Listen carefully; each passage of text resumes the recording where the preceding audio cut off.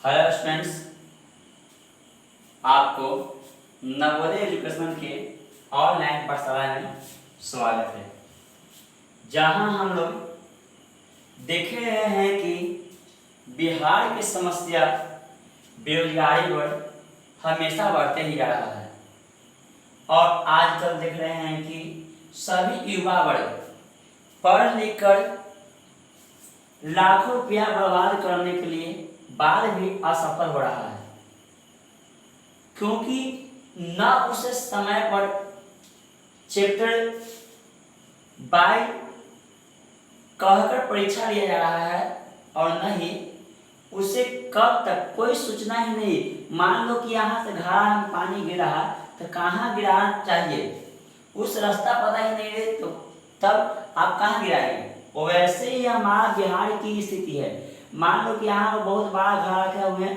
और यहाँ पानी नहीं गिरेगा, समस्या का हुआ कि बहुत कठिन होगा। जबकि वहां पर हम लोग देखेंगे कि ऐसा क्यों हो रहा है, तो ऐसा बिहार की जनता अब इच्छुक हो और विद्यार्थी ही मिलकर छात्र आंदोलन कर अपना पहचान बनाए, जिससे सभी को रोजगार की प्राप्ति हो। वहां जैसा कि पहले हम लोग देखे थे कि जब बात किया जाए स्वतंत्र भारत की जो प्रथम प्रधानमंत्री महिला बनी थी, तो कौन बनी थी? इंदिरा गांधी। इंदिरा गांधी में क्या कही कि गरीबी हटाओ का नारा दिया था, गरीबी हटाओ का नारा दिया था और वह भारत की प्रथम महिला प्रधानमंत्री थी। पंडित जवाहरलाल की बेटी होने के कारण वह कांग्रेसी पद से अपना चुनाव प्रक्रिया लड़ा और आज की प्रथम महिला प्रधानमंत्री में जाने लगी। उसने कहा कि मैं गरीबी हटाऊंगा, लेकिन भारत में एक तो प्राकृतिक अभाव होता है, खासकर भारत में प्राकृतिक अभाव, और कुछ तो देखते हैं कि बिहार के लोग में हमेशा सुखाड़ की समस्या, बाढ़ की समस्या ऐसे आता ही रहता है। तो उस समय जब थी महिला प्रधानमंत्री इंदिरा गांधी, उस समय वह क्या करें कि हम कहें, उसने कहा कि मैं कहा कि गरीबी हटाऊंगा, लेकिन वहां पर वह गरीबी ना हटाया। पहला मार तो है कि प्राकृतिक मार, और एक बार उसी में देश संकट में था और झगड़े के कारण, और यह समस्या आपातकालीन जब विद्यार्थी कहा कि मुझे नौकरी चाहिए और नौकरी के लिए फॉर्म ही नहीं निकले, तो कैसे नौकरी होगा। इसी समय अभी देख रहे हैं कि जब ग्रुप डी का कहा गया तो उसमें कहा कि सिलेबस खत्म करिए और परीक्षा का डेट निकालकर परीक्षा नहीं दिया जा रहा है। उसी से अनुमान लगा सकते हैं कि बच्चा को बेरोजगारी कितना बढ़ेगा।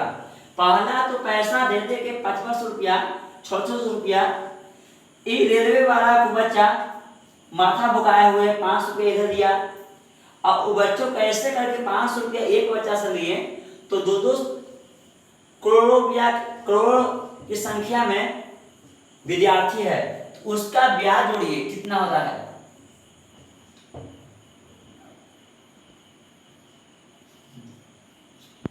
उस ब्याज में उसे किसी प्रकार का डिस्काउंट विद्यार्थी को नहीं होता है।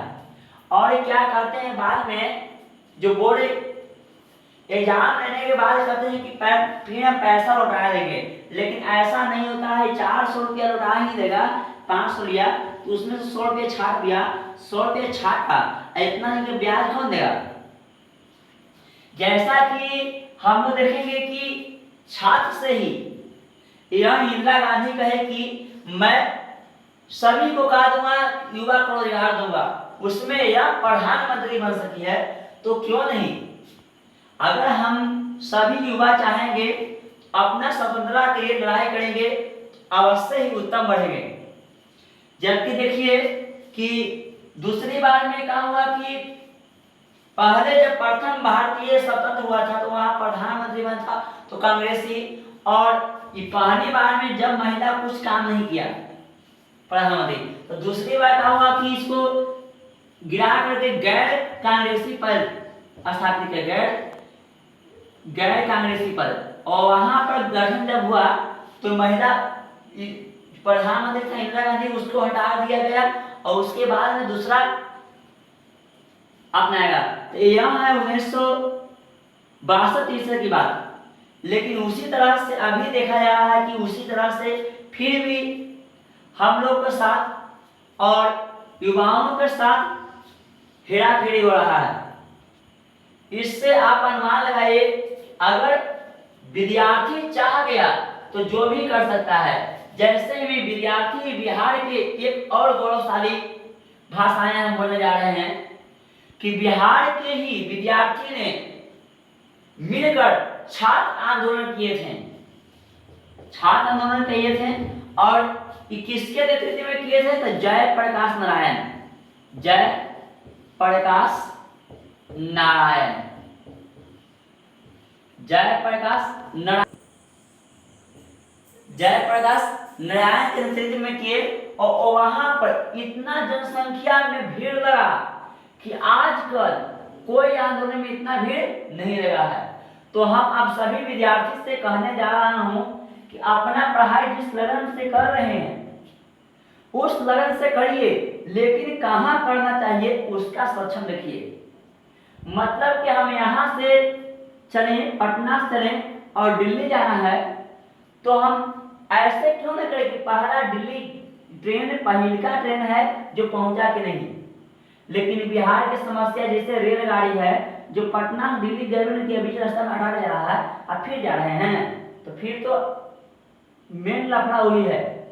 वैसे ही बिहार की शिक्षा व्यवस्था पर देखिए तो पहला पहिलका वाला जो बिहार पुलिस का उसका जॉब अभी नहीं ज्वाइनिंग हुआ और दूसरा वाला की वैकेंसियां चालू हुआ है। देखिए, तो बात यहाँ से है कि जब चुनावी प्रक्रिया आता है तो विभिन्न प्रकार की बाहरी निकलता है। तो बाहरी निकलता है, विद्यार्थी को डर ही सताया होता है। अगर जिस जाति का जाति ने जिस जो हम पार्टी का चुनाव में अप्लाई किए फॉर्म उसी में रिजल्ट आ जाए तो लगता है कि जॉब की थोड़ा समस्या की समाधान हो सकती है। लेकिन इसी कारण से बार बार ये बच्चों रिपीट कर अपना भविष्य बर्बाद कर रहे हैं। तो खासियत हम इतना कहेंगे कि आप पढ़ाई करते हैं तो पहले सोचिए कि हमें जाना कहाँ है और हमें किस लक्ष्य पर करना है। मान ली कि पहले से हम छोटे रोजगार ही करते, इतना अप्लाई करके फॉर्म 10-20 हजार रुपया बर्बाद नहीं करते, उससे आप छोटे छोटे अपना कुटीर उद्योग स्थापित कर कुशल कम से कम व्यक्ति को तो बन जाते हैं।